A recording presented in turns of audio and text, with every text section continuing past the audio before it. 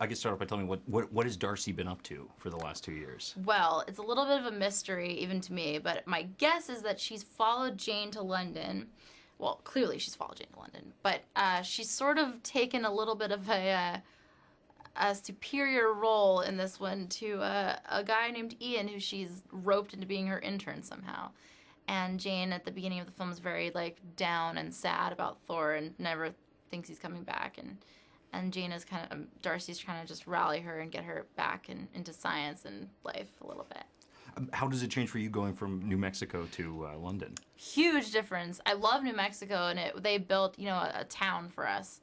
So it was very small and kind of homey, kind of just one set really. And then this was just a huge, epic filming experience, and I've never filmed in London, so it was really exciting. It's such a beautiful city. I used to live in New Mexico. There's not a ton to do. Yeah, there really isn't, but it's fun if you've got all your friends. We had a lot of fun.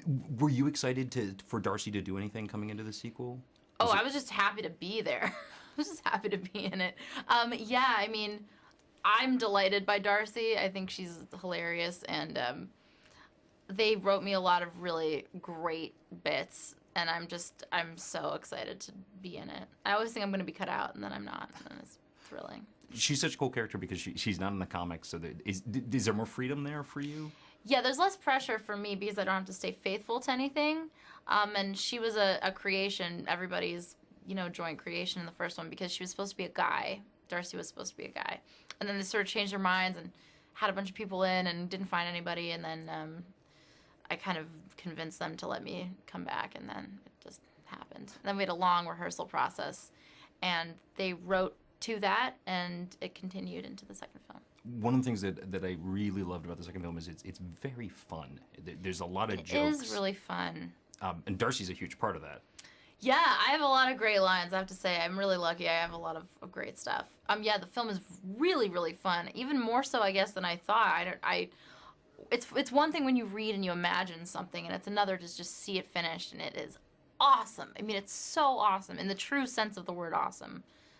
Filled with awe. I mean, it really, it's so cool, and it's so much fun, and it's hilarious, and it's deep, and it's just everything you could want from a movie.